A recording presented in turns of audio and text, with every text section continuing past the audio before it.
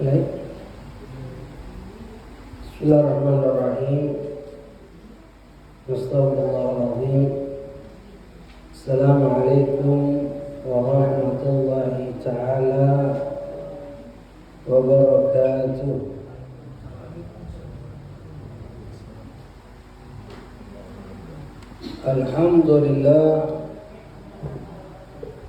Alhamdulillahilladzi farada alaina ta'alluma syara'il Islam wa ma'rifati sahihi wa mu'amalati tafsiliha li ta'rifi halal wal haram wa ja'ala ma la man 'alima dhalika wa 'amila bihi khuludu fi daris salam wa ja'ala ma syara man khalafahu asahu darul ittiqa. Asyhadu an la ilaha illallah wa la syarika lah al-manna bi ni'mal jisam wa asyhadu anna sayyidina Muhammadan 'abduhu wa rasuluh al-mab'uts rahmatan lil anam sallallahu wasallam alaihi wa ala alihi wa sahbihi wa radhiyallahu anhu.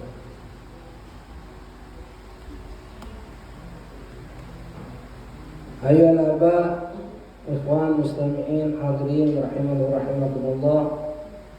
Alhamdulillah thumma alhamdulillah. Puji syukur kehadirat Allah Subhanahu wa taala atas berbagai macam limpahan rahmat nikmat yang Allah berikan kepada kita. Terutama nikmat Islam, nikmat iman, nikmat kita dijadikan umat Nabi Muhammad sallallahu alaihi wasallam, nikmat hidayah, inayah, taufik, wasaiha wal afiyah. Begitu juga salat serta salam tidak henti-hentinya kita hadiahkan kepadanya kita Nabi Muhammad sallallahu alaihi wasallam beserta para keluarganya, para sahabatnya, pengikutnya akhir zaman. Lanjutkan di dalam pelajaran al-fiqh sampai mana? Rukun salat dari awal.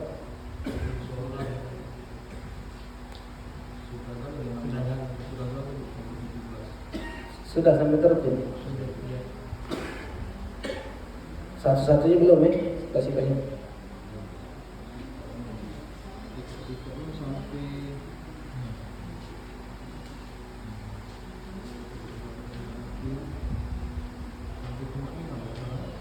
Ya.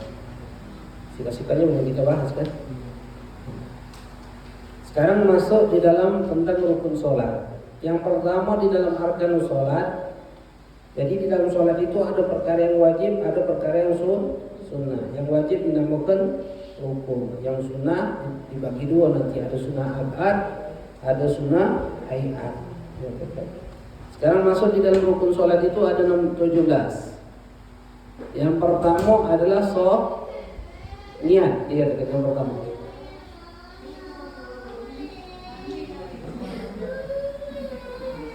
Niat di dalam sholat.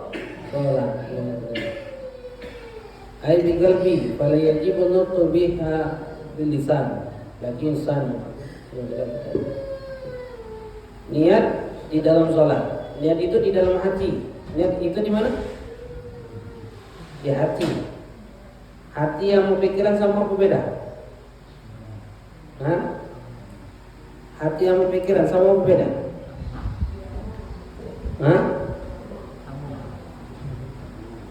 Hati dengan pikiran sama apa beda? Sama apa beda? Beda, coba niat dalam hati. Niat aku besok nak ke Jakarta. Lalu sudah. Di hati apa pikiran? Di hati apa pikiran? Coba niat aku besok ke Jakarta. Pikir. Ya. Hati dan pikiran itu sama pikiran, hati dan pikiran itu sama. Mengatakan hati dan pikiran itu sama. Niat di hati artinya niat di dalam pikiran kita. Mengatakan oleh yang disebut naqtubiha, makanya niat itu dalam hati, melafazkannya dengan hukumnya adalah sunnah. Mengatakan melafazkannya itu hukumnya adalah sunnah. Nanti kita bahas niat itu derajatnya, ada beberapa derajat. Ada beberapa derajat. Habis kayak betul.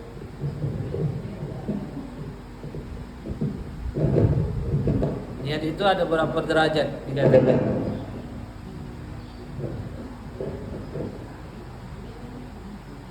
Niat sholat wajib beda, niat sholat sunnah itu juga beda nantinya. Itu beda-beda nantinya. Melafadzkannya apa hukumnya? Melafadzkan niat itu hukumnya sunnah, tidak wajib. Jadi sunnah kita tuh sebelum sholat kita lafadzkan dulu. Sebelum sholat kita lafadzkan dulu. Sebelum sholat. Nah ini agak ini.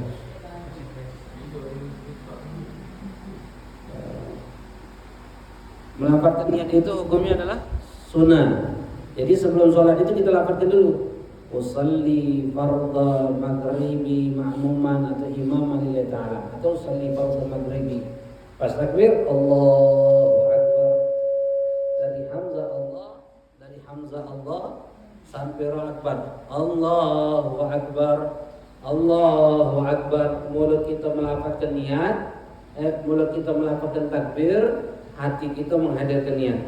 Allahu Akbar. Niatnya harus berbarengan dengan takbiratul ihram. Harus berbarengan. Jadi mulut kita melafazkan takbir, hati kita menghadirkan niat. Makanya sebelum kita sholat, kita niatkan dulu. Usalli fardha maghribi. Allahu Akbar. Apa yang tadi sudah dilafazkan, hadir kepada lintaskan. Allahu Akbar. Nah, itu cukup.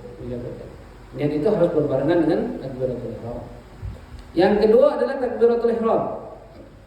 Takbir dalam sholat itu ada dua. Ada yang wajib, ada yang sunnah.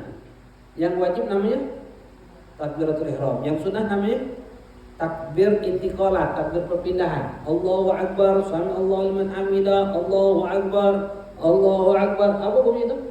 Sunnah, tak wajib. Yang wajib itu cuma takbiratul ihram. Kenapa dinamakan takbiratul ihram? Kenapa dinamakan takbiratul ihram? Karena takbir itu menjadi sebab diharamkan yang sebelumnya tadinya halal. Makanya dinamakan takbiratul ihram. Jadi sebab diharamkan yang tadinya halal. Makan halal, minum halal, ngomong halal, jalan halal. Halal kan? Tapi kalau sudah takbir Allahu Akbar, apa kau makan? Haram. Apa kau minum? Haram. Apa kau ngomong? Haram. Apa hukum jalan? Haram. Makanya dinamakan takbiratul ihram. Takbir yang menjadi sebab diharamkan. Menjadi sebab diharamkan yang sebelumnya halal. Makanya dinamakan takbiratul ihram. Kalimat takbiratul ihram itu cuma kalimatnya Allahu Akbar. Allahu Akbar. Allah nama zat, akbar adalah sifat Allah. Allah yang maha besar. Tidak boleh diganti-gantikan. Tidak boleh dirubah-rubah. Harus dengan kalimatnya adalah Allahu Akbar. Itu yang kita kalimat takbir, takbiratul ihram.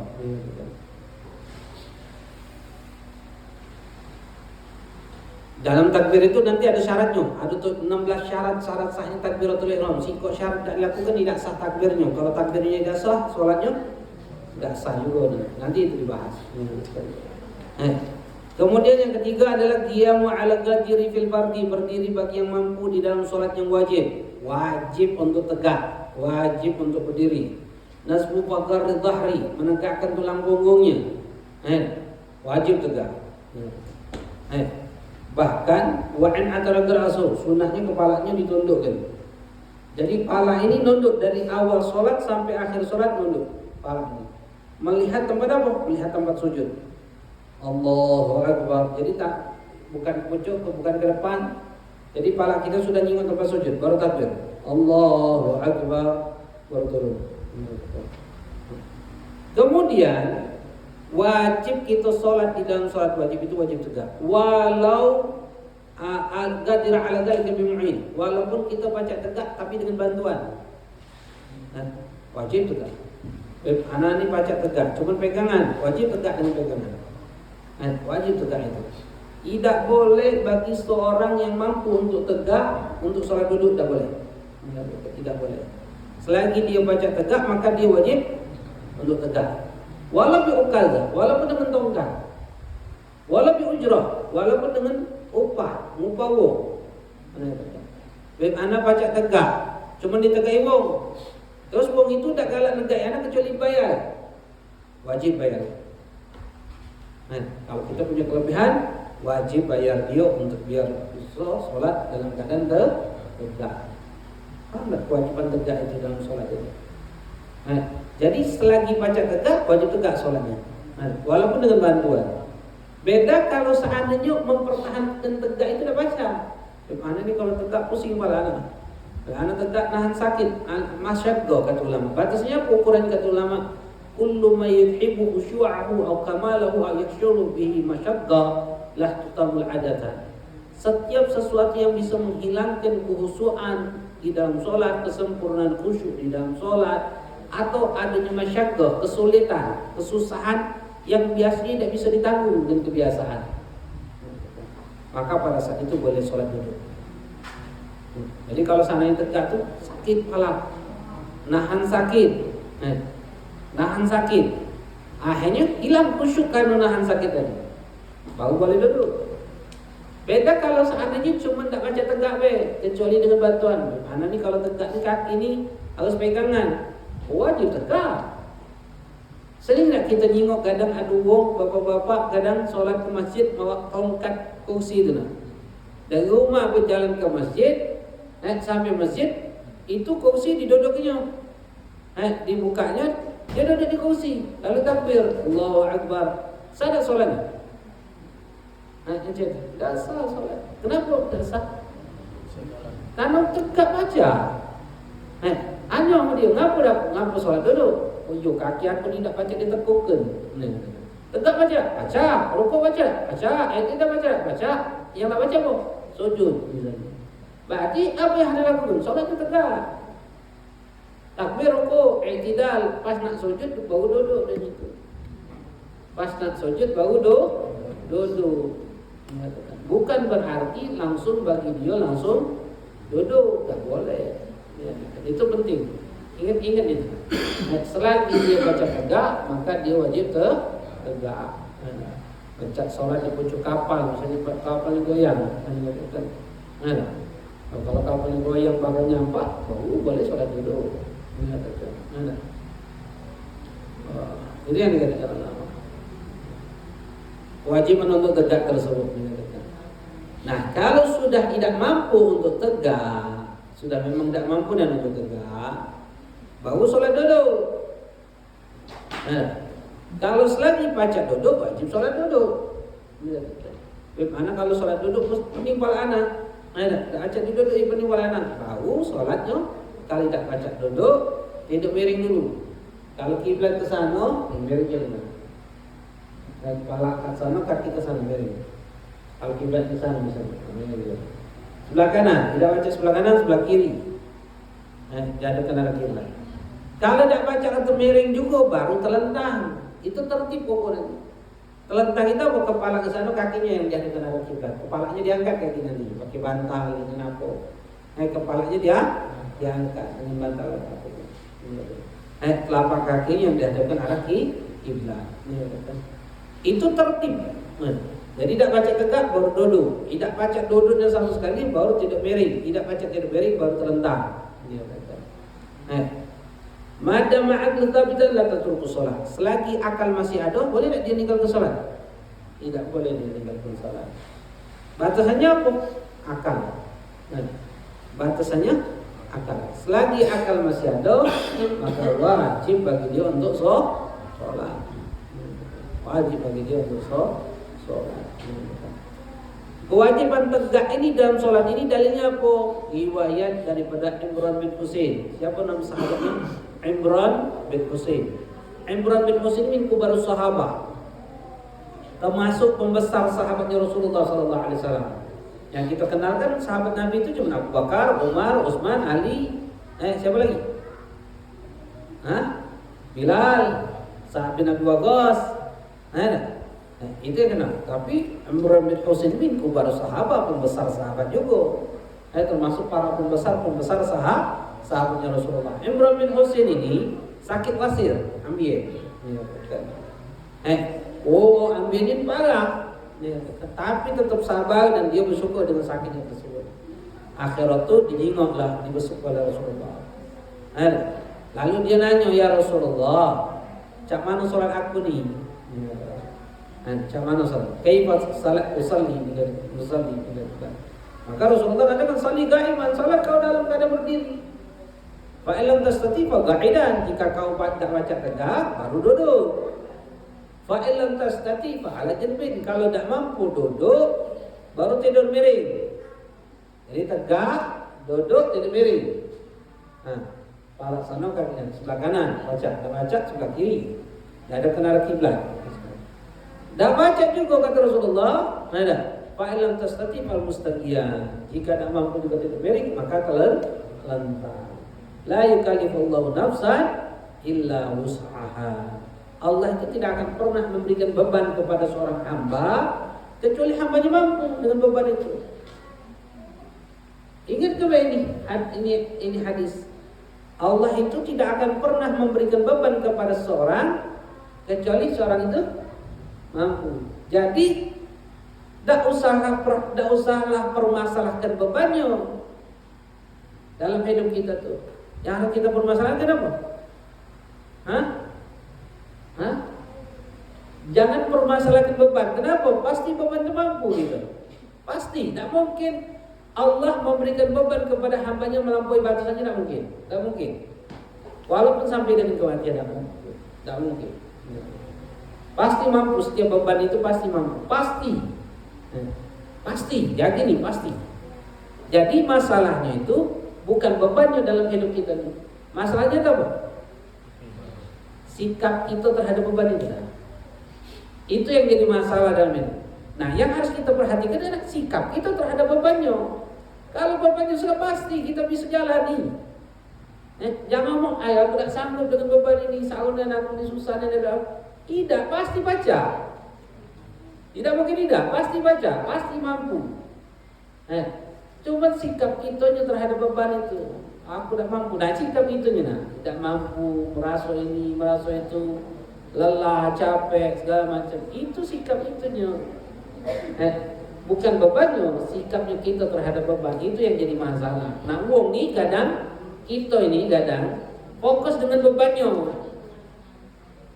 dalam hidup. Ini itulah yang jadi masalah. Yang jadi susah, beban, susah ini karena fokus dengan bebannya. Kenapa tidak fokuskan dengan apa? Sikap kita terhadap beban itu, sikapnya. Tidak usah pikir ke solusi. Tidak salah pikir ke solusi. Pasti akan datang, pasti akan kita mampu lewati itu bebannya. Artinya solusi itu pasti akan datang kepada kita. Jadi tidak usah pikirkan solusinya segala macam. Yang harus kita pikirkan itu sikap kita terhadap beban itu. Apa yang harus aku lakukan dengan beban ini? Apa sih kami? Kalau ada beban, apa yang harus kita lakukan? Pertama apa? Yakini, ini dari siapa? Dari Allah. Yakini dulu ini dari Allah, beban ini. Yakini ini dari Allah, biar kita mampu melewatinya. Yakini ini dari Allah. Setiap Allah memberikan beban tujuannya untuk apa? Untuk apa? Apa tujuannya Allah memberikan beban kepada kita? Tujuannya ingin menguji kita. Ujian. Beban ini terkadang senang dan susah. Jangan kita pikir beban itu susah, senang bukan beban, senang itu juga beban. Tinjuk uang duit. Rumah habis laku galau, beban aja. Beban juga. Artinya senang susah itu beban, ujian galau. Ingat, setiap senang dan susah itu ujian. Beban yang Allah berikan kepada kita untuk menguji kita. Nah, terkadang kita lebih selamat ketika susah dibandingkan senang. Benar? Kalau susah, salat tahajud kita khusyuk, kita berdoa, ya Allah, melirih kita, berhenti. Ya Allah, Berikan aku ini ya Allah, alangkah susahnya hidupku ya Allah. Berikan bukan main. Kamu kalau senang, Nah, makanya yakini dulu. Ketika kita dapatnya beban itu yakini yang pertama. Ini dari Allah. Beban ini dari Allah. Ketika Allah berikan beban dari itu, hanya ada dua jalan. Hanya ada dua jalan untuk kita lakukan terhadap beban itu. Jalannya apa? Beko sikap kita. Apa? Sabar dan syukuri. Sabar dan syukuri. Mana yang lebih afdal? Sabar apa syukur? Syukur. Yang syukur yang bagaimana? Bersyukur selalu dengan cara mengambil hikmah di dalam setiap ujian, kesusahan yang Allah berikan kepada kita. Mengambil hikmah. Mengambil hikmah setiap ujian yang Allah berikan kepada kita. Oh syukur ya Allah, alhamdulillah ya Allah, Kau berikan aku sakit gigi ya Allah. Berkat sakit gigi ini aku baca melirih untuk menyebut nama Engkau ya Allah. Ya Allah, alhamdulillah ya Allah, Kau berikan ketentuan dapur aku terbakar ya Allah. Alhamdulillah ya Allah, tapi rumah aku tidak terbakar, cuma dapur yang ya Allah. Ya Allah, alhamdulillah ya Allah. Kecelakaan. Kecelakaan ini. Alhamdulillah ya Allah. Kau masih memberikan keselamatan kepada aku. Untuk mobil hancur ya Allah. Alhamdulillah ya Allah. Selalu mengambil hikmah di dalam setiap itu dan bersyukur dengan hikmah. Susah tak kita? Kalau seandainya seperti itu susah tak kita? Bakal susah? Tidak bakal susah. Kenapa? Karena rasa syukur. Ketika kita menimbulkan rasa syukur di dalam setiap ujian, cobaan itu, tak akan timbul kesusahan. Dan sabar ya gini, mana lagi ini dari Allah sudah. Manusia punya kehendak tak? Tidak.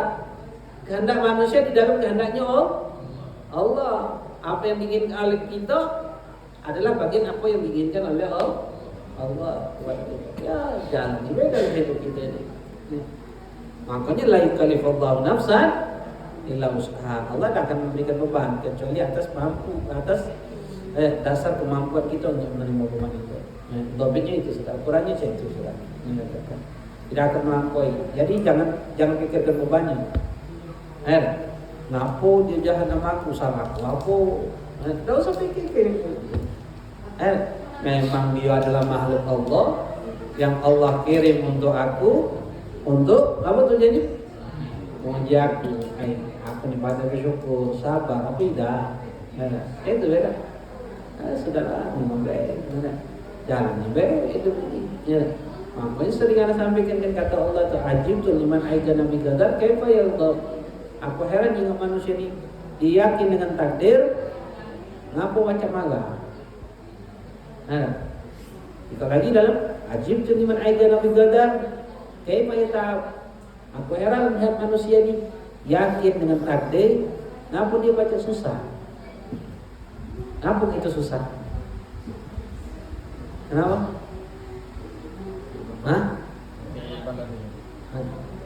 Karena kita tuh ingin menggapai sesuatu yang tidak bisa kita gapai. Ini susah. Itu dalam hidup. Ingin menggapai sesuatu yang tidak bisa kita gapai. Ini susah. Dan mampunya dalam hidup itu ya nikmati baik, sabar baik, jalani alhamdulillah ya Allah. Nak menimbulkan sifat qanaah, rasa syukur itu susah. Rasa syukur di dalam segala sesuatu itu susah. Anak kita itu selalu melihat kekurangan, tidak pernah melihat kelebihan yang Allah berikan kepada kita dalam segala hal. Apa yang akhirnya membentuk jiwa kita, sehingga lama-lama mengkikis rasa syukur yang ada dalam diri kita, yang akhirnya mengkikis kehilangan rasa sifat qanaah, rasa kecukupan itu. Akhirnya duduk dikit-dikit ngeluh kesusahan. Susahnya sekarang jualan rumah. Susahnya harga nih. Kenapa? Karena nyingok yang kurang terus. Tak pernah nyingok lebih.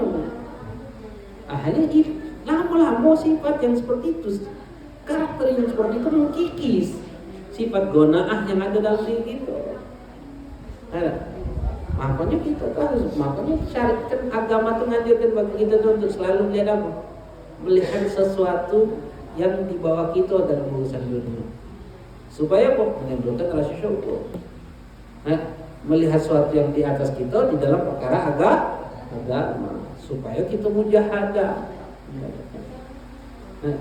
Hati-hati yang jadi. Jangan dibiasakan. Makanya dalam hukum fikih, dalam hukum syariat makruh ngeluh itu. Ngeluh apa pun makruh, ngeluh sakit lagi makruh. Kita ngeluhkan sakit makruh. Wah aku sakit ini, makruh. Kecuali ngeluh ini kepada wong yang nak bakal ngurus kita, bini kita, laki kita, anak kita, apa disakit kalau bawa, tak apa, bakal ngurus. Atau ngeluhkan sama kawan, minta didoakan, anak lagi sakit, doakan. Atau ke dokter, ngeluhkan sakit kita, tak apa. Kalau tidak ngeluhkan, tak tahu dokter. Nah, dokter ngapa kau tu? Sakit apa? Tidak kata. Apa kau sini? Ngeluhkan sakit kita ke dokter, untuk diobati kan? Itu, selain itu, apa kau ni? Makruh. Kecuali hanya Allah. Keluar kepada Allah. Makanya dalam hidup itu, kenapa? Karena itu ngeluh itu menampakkan diri kita ketidakriduan dengan apa yang Allah tentukan kepada kita nanti. Hanya susah terus panjang hidup itu, susah. Jauh juga. Gampang nggak? Tidak gampang. Karakter itu tidak gampang. Pasti makanya butuh apa ya? Butuh doping gitu. Untuk mengingatkan kita lagi. Apa dopingnya? Agama, nasihat, kawan yang baik, duduk sama tua. Makanya kita tuh diajarkan banyak-banyak duduk sama tua. Diajarkan. Kenapa? Karena orang tua sudah hilang sifat karakter cinta dunianya berlebihan itu sudah hilang. Karakter untuk cinta dunia itu syahwatnya itu sudah rendah. Makanya kalau orang tua tuh duduk sama orang tua tuh, nasihat orang tua itu selalu bijak kepada kita orang. Saudara, saya ini baik, saya itu. Kenapa? Karena syahwat dia itu sudah turun terhadap dunia. Tidak peduli lagi dengan ketenaran, kemasyhuran, lebih-lebih tidak pengen lagi itu. Nah, itu bagus untuk kita. Bagus untuk kita. Yang kita ini sekarang ini di masa-masa yang senang dengan kemasyhuran, ketenaran, kemewahan, keglamoran, dengan sikap yang hedon. Kenapa? Doktrin lingkungan kita, kawan kita, segala macamnya. Akhirnya membentuk yang seperti itu. Itu yang kita. Nasihat Rasulullah kepada Imran bin Husain, kalau baca surat tegak, tidak baca tegak, duduk, tidak baca duduk, tidak miring, tidak baca tidak miring, terlentang. Karena Allah tidak akan pernah memberikan beban, kecuali dia mampu untuk menanggapi beban tersebut. Nah, sedang